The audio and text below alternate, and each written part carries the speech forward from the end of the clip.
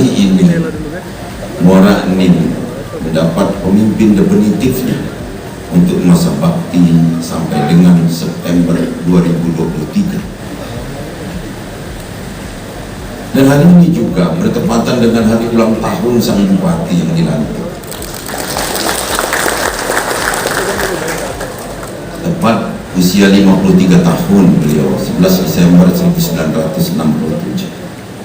Berarti lebih tua saya 24 hari.